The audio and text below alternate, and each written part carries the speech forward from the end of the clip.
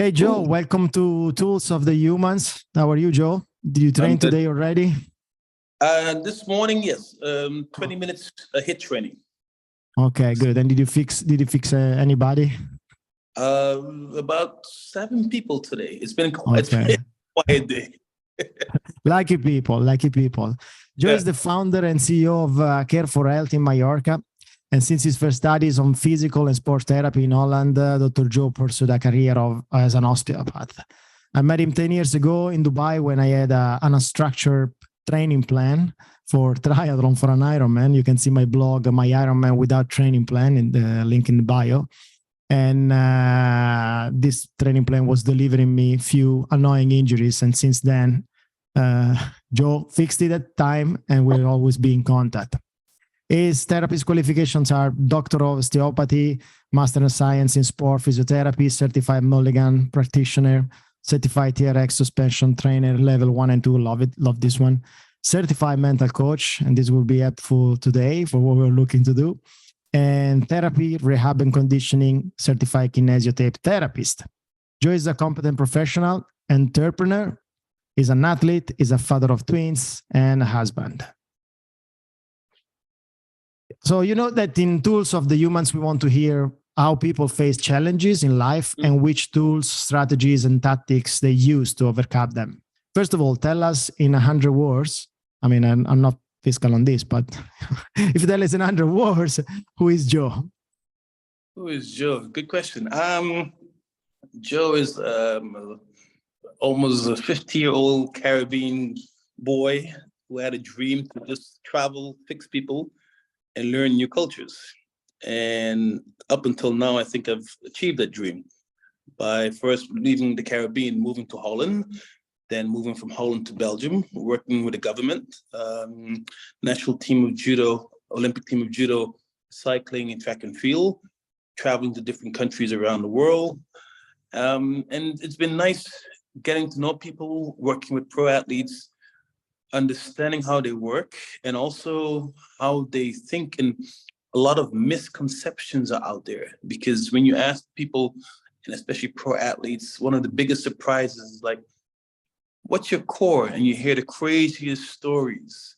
So I think there's more people who are training without a plan or without knowing exactly what they're doing. And for me, I think I would say for myself, I'm a man with a plan. I always have a plan. If the first plan don't work, we'll use the second plan, but we will have a plan. There are famous words. If you fail to plan, you plan to fail. Those are not my words, Denzel Washington.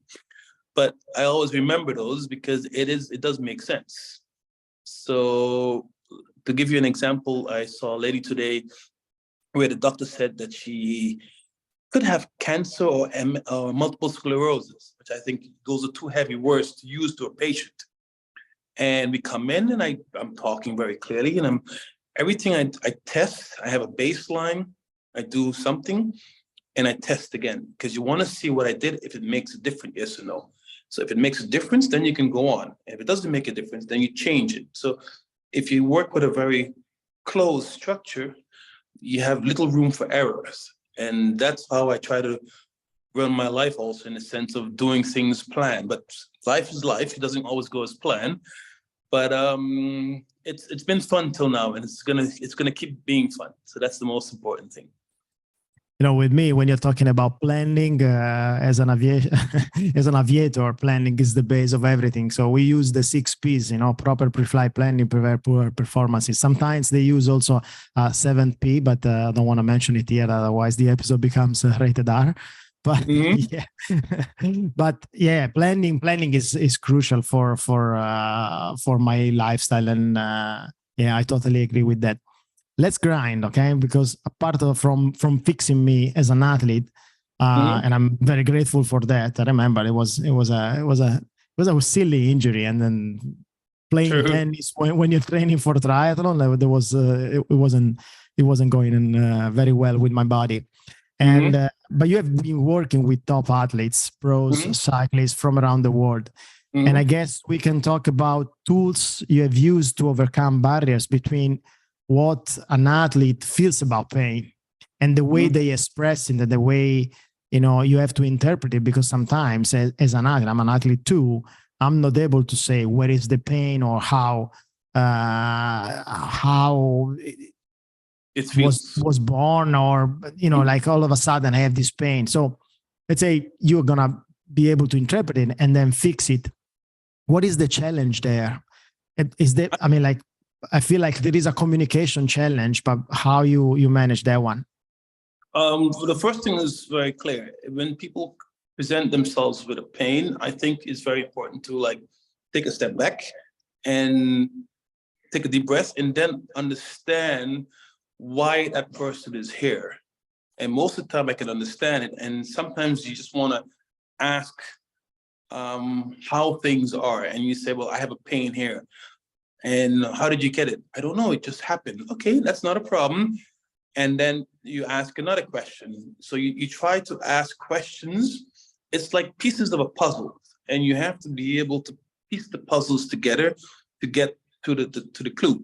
And that's the challenge that you have. And of course, if you have like person speaking Italian, Dutch, French, always take a step back and understand why that person is here.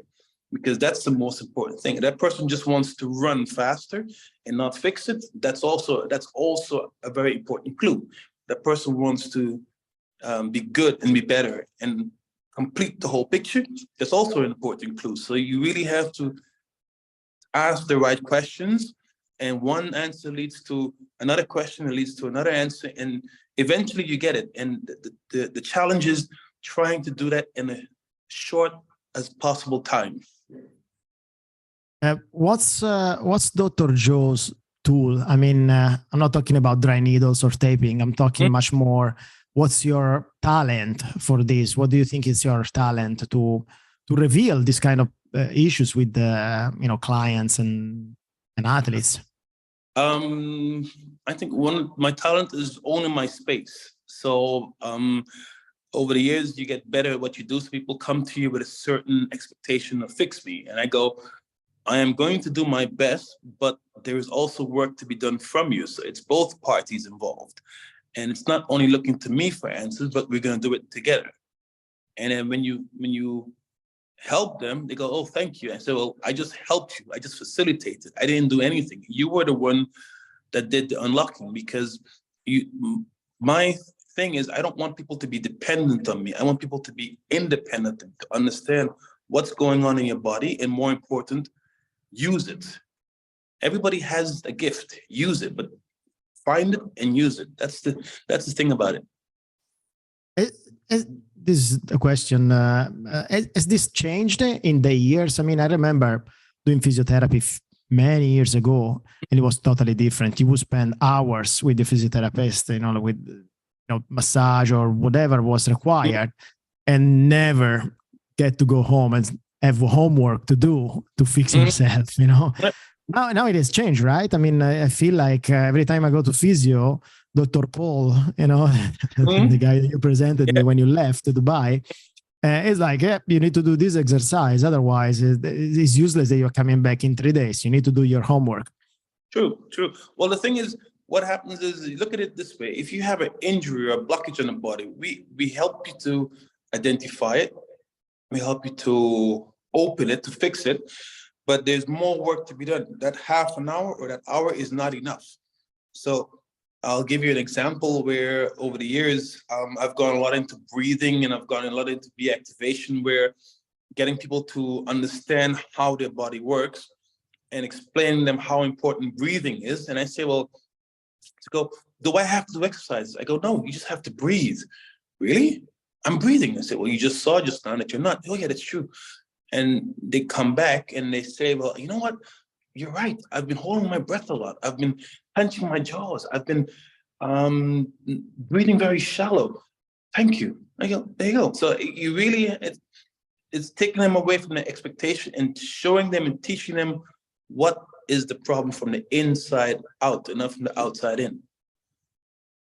I think you can reflect also on something that, thanks to you basically become a tool for the athletes, to overcome the physical challenges, True. You have a huge experience. I mean, in Mallorca, your center is huge, and you have a lot of clients coming in, and you're dealing with athletes, and you travel and everything. What tools have the humans that come to you to get through? I mean, is there, apart from looking for help, because then definitely this is the first mover that they find. But do they have powers in the end? Are you able to enhance these powers, and how? 100%. The thing is, once you unlock a person's potential, they are able to see, you give them hope. Like my last client said, thank you for giving me hope. And I understood what she meant in the fact that if you've been to different people that say, no, it's a lost case, and you come to me and I say, well, no, it's actually quite easy based on so, they go, and you take them through a structure of a planning, and they see, but more importantly, they feel the difference. That's already enhancing them to move forward. Because one very important thing, what's in the mind is in the body.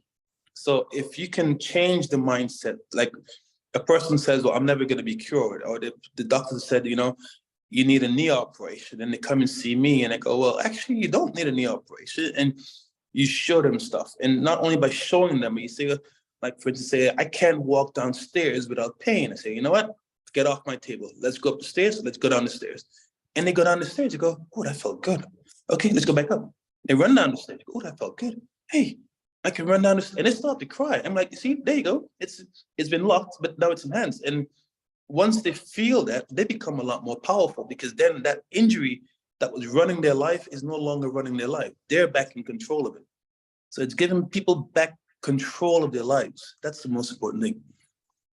I think this comes from nowadays stressful lives, that everything, we have a chronic stress, we have chronic pains, we have chronic everything, and then when people we are chronically hopeless. So when they find you and a specialist that is able to alleviate the pain, alleviate the stress, now everything is a little bit more downhill. True. You are, well, I mean, like, can you share one of the challenges that you had in somebody that needed to be fixed, let's say, and you had to go through a long process, but you were able to achieve? Is there some an episode that you want to share on this? Yeah, I have one. I have one. 2021, the Tour de France. It's one of my, I would say, noticeable works, in the sense of being proud to be the head osteopath on the cycle team, being proud to be back on the Tour de France after many, many years. And then on day number one, a massive accident where this lady she has a board for the helicopter, and 80 riders crashes inside of her. And out of those 80 riders, I think that's very famous. That episode was very famous. It became very famous. But she caused a lot of trouble. And that day, I realized how many people were watching the Tour de France, because I got messages from all over the world. But what was for me, the challenge of the thing was, okay, I got 8 riders. I'm going to do my very best, everything, to make sure that we all make it to Paris. And that night I worked until 2 a.m. and I put shoulders back in, elbows back in, ankles back in, the whole thing. And then the next day, everybody was at the starting line. And then at the end of that day, I did it again. And I did it again. And I did it again until the night before we got to Paris. I the last guy on the table, I said, I've never been so happy to close this table. Off you go. And that was for me. And it was painful, because it was, you're getting them to breathe, you're getting them to open up. They've just suffered 200-300 kilometers. They're still having pain, but they're able to ride. And that's where you see where your work does a lot, because you really get them from point A to point Z. No matter how much time it needs, you get them from point A to Z. And for me, that was quite a hard thing to do, because it was every day the same thing, but in a different place. Different injuries, different that. Okay, let's write it down. Okay, they tried once to film it. It was not able to be filmed, because the amount of swearing that was going on in the therapy room. It was, and then they left me a signed shirt where it says "No pain, no gain," but they were all happy because they were able to ride in Paris, all together, except the one he had to go to the Olympics, but they made it together as a complete team. So that would be for me a challenging prospect where that's concerned. So that was Wow, one I enjoyed. That's definitely a big achievement. And from a physical point of view, was it challenging for you? I mean, treating 8 athletes every day and in a certain way, or was easy, or just was a normal ops? No, it was challenging because the thing is that when they're out riding, you have to make sure that where they are, what they're going through, and you also have to take care of yourself. That's the thing that most doctors or therapists forget. They treat everybody else, but they forget the most important person is themselves. So I have this thing of where I say I'm in the middle, me in the middle, and friends and family on the outside, and then all the other folks on zone 3. And that's very important to make sure that you're good, because if I'm not good, I can't give good to my patients. So I have to be good. You're an athlete. You're also a strong athlete. Does this help for your profession? 100%. I love to climb out in the mountains without rope. So it enhances my hands, where I am actually literally hanging on my hands. And I used to have a fear of heights, but I've worked that out.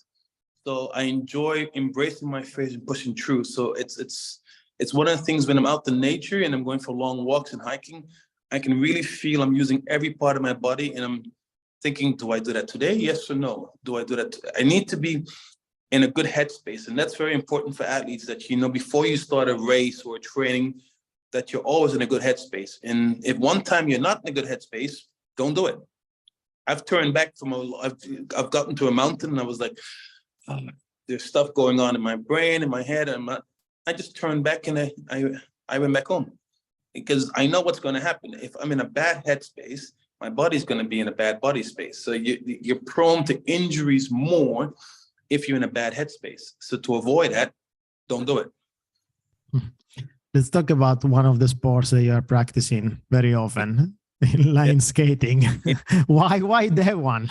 Is it just a Mallorca thing, or? No. I was doing that from already in the Caribbean. I think I've been skating now for almost 36 years. And it's in the Caribbean, nobody skates. It's a crazy thing. And then you go to Holland, and there they skate more, and then you learn ice skating, and it just gets more and more, and my passion just grew for it. I mean, I've competed also, and I just love now being able to push my body faster than a bike on skates. Okay. You're winning the challenge there with the bikes. Yeah. What is this, the trend these days in terms of needs? What do humans need from you, from a therapist like you? I mean, I think the pandemic, the last 2 years, has expanded the scenarios of therapy from physical to mental, and you're also a mental coach. So, and as an osteopath, this is, from my personal experience, sometimes the osteopath delivers not only a message to the body, but also to the mind, because he's able to feel those trigger points that they are related much more to stress or whatever is the mental condition of the athlete. Is that a trend today? Is this it happens? Does it happen often? Yes, unfortunately, it is happening very often. After the pandemic, people became in a very unsafe space where there's a lot going on. There's been a sort of us versus them, people who are pro vaccines or pro whatever versus people who are contra versus how you feel about it. And a lot of people take that stress personally with them, and it comes back to physical issues, plus the fact that COVID is, I would say, a disease or an issue that attacks the breathing mechanism, which is your lungs. So people who are not breathing right, or who've had COVID and who are not breathing right, it's very difficult for them to get help, because the doctor says, well, yeah, it's lung COVID, so deal with it. And that's not really true, because it's that they've put a name on it, but it's not long COVID. It's a person having difficulties dealing with the COVID issue. And that's how you should address them, and not, how do you say, make it think of it as a simple thing. Every person has to be treated seriously and understand what's going on with that person before you start to work with them, because that plays a very important role. If they're afraid because they might get COVID, or they might do this, or they might do that, that's also very important. As you know, fear plays a very important role in athletes. If you're afraid of something, I always say, don't focus on what you don't want, focus on what you do want, because that's where you're going to give your energy to. And positive. Yeah, positive, but also the fact of just, that's where you're going. Don't focus. It's like coming down a hill on your bike, and there's one tree. And what does everybody do? They hit that tree. Why? I don't want to hit the tree. I don't want to hit the tree. I don't want to hit the tree. And what do? They hit the tree. Instead of you saying, that's where I want to go. I want to go to that safe parking spot. Oh, that's a spot that's where you want to go. And that's very important. That's what we're seeing after the pandemic, where you're having to coach people where you want their mindset to be, and how you, and not only where, but why you want their mindset to be there. So it's a very important thing these days. Joe, do you meditate? What is meditate? I would say yes, in the sense that I take time for myself in the morning, and I try to get at least 20 to 30 deep breaths in. And by doing that, it's really in through my nose, out through my mouth, nothing in my chest, all in my tummy. The trick is to do it without having any other thoughts in your head. And that's why I use my hands. So I use, like, say, 5 times, 10, 15. So that's my tool. And while I'm doing that, I'm only focusing on feeling and the air going in and feeling the air going out. Is that meditation? I would leave that for the gurus amongst us to decide that one. I find it works for me, and I enjoy it. That's the most important thing. Well, breathing is one of the main topics of many journals now, many scientific articles, because as we said before, with the stress, we have, we're starting getting this posture where we are not breathing properly anymore, and it affects everything. It affects everything. I see a lot of athletes that, when they're running or when they're cycling, you see their bellies completely stopped, and then it's like, I started running after, during an Ironman. I had so much pain in my stomach. It's not the stomach, dude. It's you have been breathing poorly on the bike, and now when you're on the run, Yeah, go ahead. And to show them that on the table, because when you tell someone something like that, they go, yeah, whatever. But the trick is, the tip is to show them how the breathing affects them. And then is when they start to, you empower them, you teach them. It's to teach someone how your body functions. You know how a plane functions. You know how a boat functions. You know how a car functions. Strangely enough, we don't know how our body functions. Or we have forgotten. That's the thing about it. Yeah, until we're doing normal things, everything is just, and then when we start trying to perform, bits and pieces can fall apart if we're not structured, if we're not planning. Yeah. What's in the future for you, apart from the profession? Are you planning any other challenges? Are you planning any other activity in the close future or in the long term? Sailing in the Caribbean, and in 3 weeks from now, it's been a dream for me to sail on a big sailing boat in the Caribbean, and that's going to be fun. It could be challenging, but we'll see. And doing an even faster marathon, inline skate marathon in Berlin in September. Okay. I want to smash. Okay, you're training. Okay. I'm training for that. Cool. That's cool. Okay, Joe, thank you very much for your words. We will try to hear from you in the future if we are able to arrange. Okay.